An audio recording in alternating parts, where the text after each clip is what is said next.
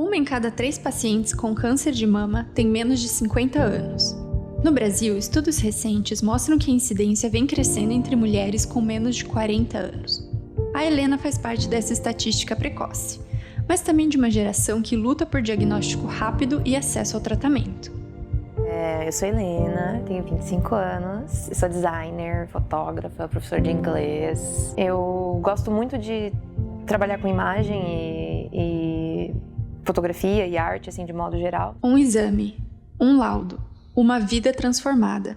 Mas em 2023, a minha mãe descobriu um câncer de mama. Foi o primeiro caso de câncer na família, assim. Ela estava tendo uns sintomas de cansaço, já fazia uns meses, assim, de desconforto, de baixa energia, muito sono, né, letárgica. E aí ela fez exames e descobriu um câncer em estágio 3 também, né. E aí foi um choque para a família, foi o primeiro caso de câncer, então a gente passou todo o ano de 2023 cuidando dela, né, a gente estava aqui, nós duas, eu vi todo o processo, então ela fez o tratamento completo de quimioterapia e cirurgia e rádio e tudo mais. E aí, quando ela estava terminando o tratamento dela, né, por ela ter sido diagnosticada antes dos 50 anos, a equipe dela, né, uma mastologista, recomendou que se ela tivesse filhos, né, que eu fizesse também, né, exames e também pensando sobre o fator genético. Ela fez o teste genético que confirmou o BRCA2, então a mutação que favoreceu o aparecimento desse câncer. E aí, isso significava pra mim que eu ali com 23, 24 anos, eu tinha que fazer um exame, mas a gente nova não tem, né? Não dá nada. Gente. Mas não foi até a ressonância, em dezembro de 2023, que apontou um BRAD5, um tumor de 5 centímetros na mama esquerda. Então, depois da minha mãe passar por todo o tratamento dela, a gente estava juntando a força para comemorar, assim, para dar um grito e falar, acabou. A gente descobriu que ainda não tinha acabado, que eu também estava com o diagnóstico ali e ia ter que passar por todo o processo de novo, agora eu sendo paciente, não cuidadora. Helena tinha apenas 23 anos quando recebeu o diagnóstico de BRAD5. Na linguagem médica, isso significa um quadro avançado. Já para quem é paciente, significa agir rápido, porque quanto mais cedo o tratamento começa, maiores são as chances de cura. Eu me senti traída pelo meu corpo, me senti traída pela vida, assim, eu senti que puxaram o meu tapete, sabe? É como se eu estivesse andando com os meus amigos e todos eles fossem caminhando pra frente e algo me segurasse ali no lugar, sabe? Eu me senti muito sozinha, e a primeira coisa que eu fiz foi procurar casos semelhantes, sabe? Aquele sinal clássico, você vai ter um nódulo, vai ter um caroço no peito, eu não tinha nenhum caroço.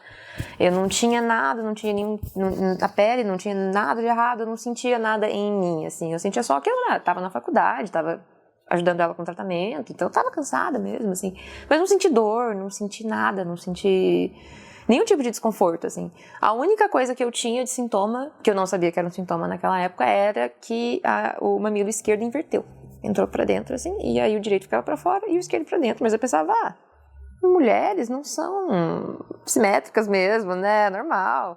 Mas aí não era, na verdade, era meses depois que a minha oncologista foi me explicar que na verdade era o tumor que ele nasceu ali no duto mamário, ele estava puxando o mamilo pra dentro, assim. E foi a única coisa, não tive dor, não tive nada. Eu sabia o que falavam, né, o câncer é uma doença silenciosa, mas eu não sabia que era tanto, assim, sabe? Tanto a ponto de você não sentir nada mesmo. Então, foi muito, muito chocante. Demais. A gente tinha passado pela parte mais tensa do tratamento da minha mãe, que foi a quimioterapia. Ela já tinha feito a cirurgia, estava se recuperando, estava indo começar a rádio, né?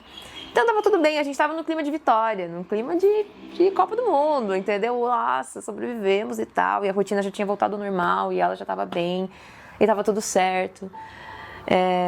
E eu tava aqui em casa ouvindo meus discos, eu fiz um café gelado e eu mandei pra ela uma foto, falei, olha, eu tô completamente em paz.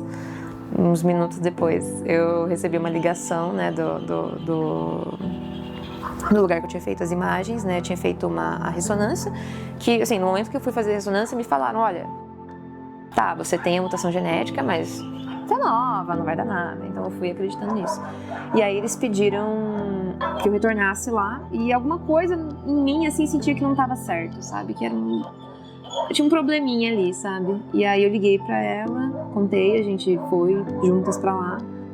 E eu não estava entendendo o que estava acontecendo ainda. Eu achei que talvez que eu tinha me mexido demais durante o exame, que realmente era só para ver melhor alguma coisa, mas eu não tinha entendido naquele momento que já era 99% de certeza que eu estava com câncer, mas eles não podiam me dizer ainda, né, antes de um exame mais aprofundado.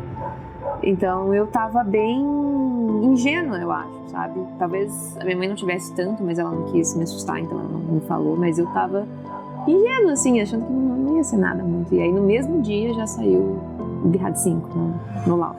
O câncer é uma doença silenciosa. E foi nesse silêncio que Helena precisou aprender a ouvir o próprio corpo. Saiu a biópsia, confirmando que é câncer de mama mesmo. É um tumor hormonal. E eu começo o tratamento na sexta-feira, dia 19 já. Vou fazer 16 sessões de quimioterapia. E depois a gente vê sobre cirurgia e sei lá mais o que.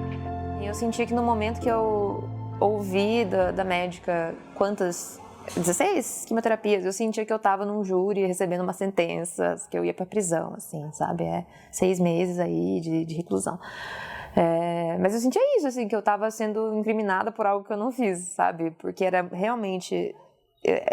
Eu não conseguia entender, assim, que eu tinha 24 anos e eu tava com câncer de mama. Eu não parei de trabalhar, eu sou professora de inglês, eu não parei de ir pra faculdade, então, assim, era isso, sabe? Eu vivia minha vida como antes, até quinta-feira, sexta-feira, quimioterapia, sábado e domingo voltava a viver minha vida normalmente, sabe?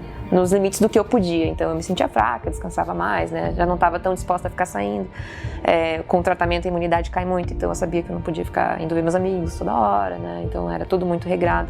Me senti um pouco como na pandemia, sabe? Com todo aquele cuidado. Mas parecia que a pandemia era só comigo. São várias etapas, então eu fui vivendo vários finais, né? Durante esse processo a gente precisa comemorar todas as vitórias. Então a gente, ao invés de pensar falta 2, a gente pensava já foram tantas, sabe? Então sempre vendo o copo meio cheio. Terminei o tratamento em outubro do ano passado, outubro. E vão ser 7 anos de medicação hormonal e também 7 anos de acompanhamento, né? Tem exames que são trimestrais, exames que são anuais, né? Todos os exames, então, tomografia do corpo inteiro, mamografia faço, mesmo tendo prótese, ressonância, ecografia, todos os exames são feitos, cada um no seu tempo. E os médicos pedem que seja ali 5 a 7 anos, mas, sinceramente, eu não vou conseguir parar de fazer. Então, eu vou ficar o resto da vida fazendo esses exames, talvez com menos frequência, né, depois de um tempo. Quando o câncer de mama é diagnosticado em estágios iniciais, as chances de cura ultrapassam 90%. Helena é parte dessa estatística positiva. Com apenas 23 anos, ela encarou o BRCA5 e transformou seu tratamento em uma jornada de superação. Hoje, sua história mostra que informação, medicina de precisão e cuidado salvam vidas. Diagnóstico precoce é esperança. Tratamento é caminho. A vida é a conquista.